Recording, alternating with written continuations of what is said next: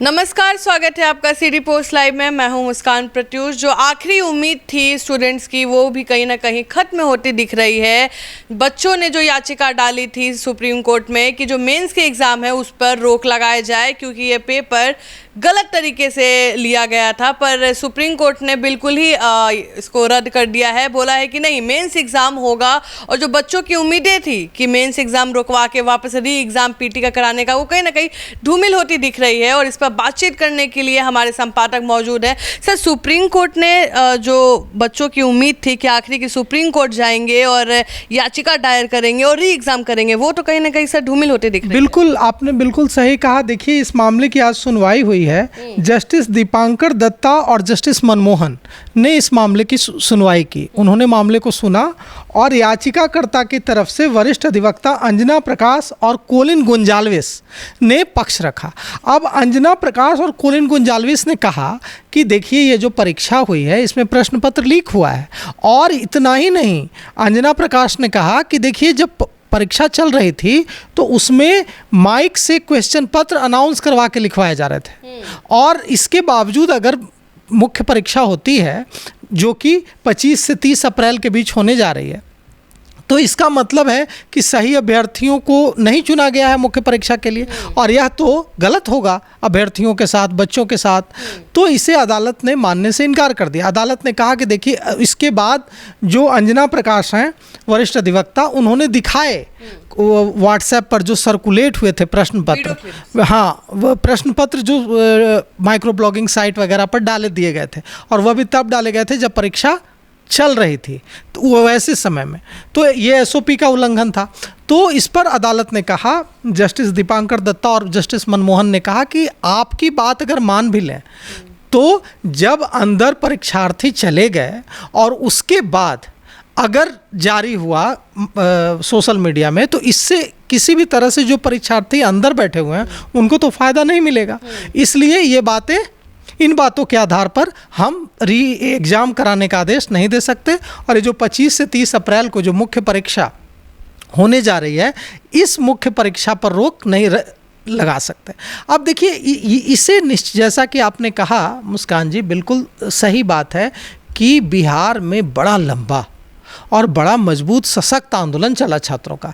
इतना मजबूत और इतना गुस्से से भरा, आक्रोश से भरा सशक्त आंदोलन इससे पहले कब चला था यह याद नहीं है। हजारों की संख्या में स्टूडेंट्स ने एक बार नहीं, 4-4, 5-5 बार घेराव करने की कोशिश की। हर दल भी इसमें थे, ऐसा नहीं है कि एक ही कोई था। प्रशांत किशोरी नहीं थे उसमें, पप्पू यादव थे उसमें, अखिलेश प्रसाद गए थे, तेजस्वी यादव थे, राहुल गांधी गए थे, गुरु रहमान थे। सबसे बड़ी बात है कि देखिए, अगर प्रधानमंत्री का पद है देश में, तो लोकसभा में नेता प्रतिपक्ष का पद भी तो बड़ा महत्वपूर्ण है। तो लोकसभा में नेता प्रतिपक्ष का पद कोई छोटा पद तो नहीं है।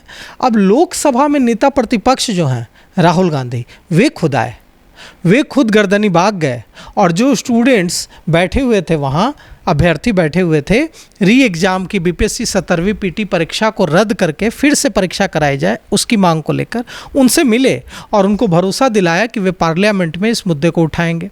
इसके अलावा तमाम शिक्षाविदों का समर्थन मिला, जैसे आपने कहा, खान सर, गुरु रहमान, और भी जितने शिक्षाविद हैं, कई शिक्षाविद जेल भी गए। इतना लंबा आंदोलन चला। देखिए, कितनी उस समय ठंड था, अभी जैसी गर्मी तो थी नहीं कि वाटर कैनन अच्छा लगे।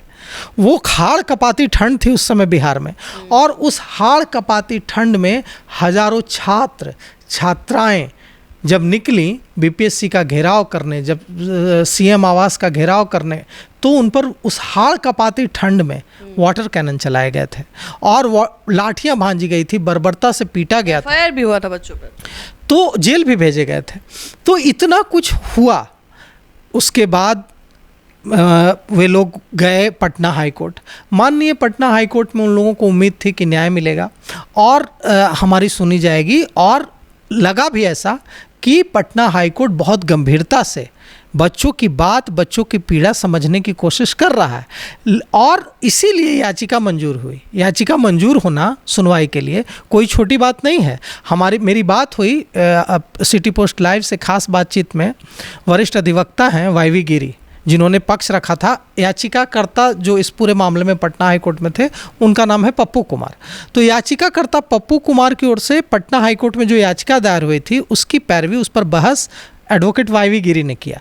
तो वाईवी गिरी से जब सिटी पोस्ट लाइव की हमारी बातचीत हुई, तो उसमें उन्होंने कहा कि देखिए, हम लोगों को जिस तरह से हम लोग अपना पक्ष रख रहे हैं, उससे हम लोगों को पूरी उम्मीद है कि री एग्ज़ाम होकर रहेगा। लेकिन जो बात सामने आई, उसमें बात यह सामने आई कि सड़क पर तो बात हुई कि हमारे पास फला सबूत हैं, हमारे पास फला सबूत हैं, हमारे पास पेन ड्राइव है, पेन ड्राइव में ऐसे ऐसे सबूत हैं जिन्हें जब रखा जाएगा अदालत में तो री एग्ज़ाम का आदेश तुरंत दे दिया जाएगा। लेकिन अदालत में उस तरह से सबूत नहीं रखे जा सके। अब जो आरोप थे, जो सोशल मीडिया में चर्चा थी, कई तरह खान सर ने आरोप लगाए थे उस दौरान कि किसी अधिकारी की पत्नी के खाते में करोड़ों रुपए गए और कैसे सीटें बेची गई बीपीएससी की, वो सारे आरोप अपनी जगह थे। लेकिन जब अदालत में बहस होगी तो वहाँ तो साक्ष्य के आधार पर बहस होगी, और जिस तरह से साक्ष्य जुटाए जाने चाहिए थे, यह देखकर तो यही लगता है कि उस तरह से साक्ष्य जुटाकर नहीं रखे गए। क्योंकि सुप्रीम कोर्ट में जो सुनवाई हुई आज, इसमें सुप्रीम कोर्ट ने कहा कि आप जितने साक्ष्य रख रहे हैं, जितने सबूत एविडेंस रख रहे हैं, ये सारे सबूत एक परीक्षा केंद्र से आप जुड़े हुए रख रहे हैं, बापू परीक्षा केंद्र। और बापू परीक्षा केंद्र पर तो री एग्ज़ाम हो चुका है, वहाँ तो सरकार ने माना कि हाँ यहाँ गड़बड़ी हुई है, और हज़ारों स्टूडेंट्स की पुनर्परीक्षा ली गई, री एग्ज़ाम कराया गया।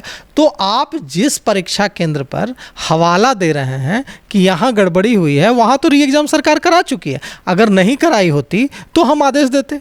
लेकिन जब जहाँ के आप सबूत दे रहे हैं वहाँ री एग्ज़ाम हो चुका है। यही बात जस्टिस दीपांकर दत्ता और मनमोहन। तो सर, क्या बच्चे अब क्या करेंगे? क्या वो अगली परीक्षा के लिए तैयारी करें और उम्मीद छोड़ दे इस एग्ज़ाम से?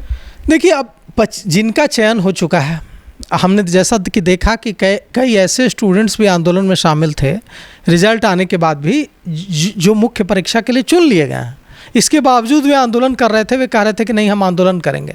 अब सवाल यह उठता है कि जिनका चयन हो गया है, उनको तो 25 से 30 अप्रैल के बीच जो मुख्य परीक्षा होगी उसमें लिखना चाहिए, और जिनका चयन नहीं हुआ है, उनको फिर अगले साल का इंतज़ार करना होगा। और फिर जब अगले साल या जब भी वैकेंसी आएगी तो फिर से प्रयास करना होगा। और निश्चित रूप से जिन स्टूडेंट्स ने लाठियाँ खाई है सड़क पर, जिन स्टूडेंट्स ने हाड़ कपाती उस ठंड में वाटर कैनन झेला है, वाटर कैनन का वाटर अपने से और पुलिस की लाठियाँ झेली हैं, उनको तो दुख हो रहा होगा। लेकिन अदालत सबूतों पर, एविडेंस पर बात करता है, और उस तरह से अगर एविडेंस नहीं जुटा पाए तो स्टूडेंट्स तो कोई एकदम एक्सपीरियंस नहीं है कि उनको केस लड़ने का बहुत ज़्यादा एक्सपीरियंस है।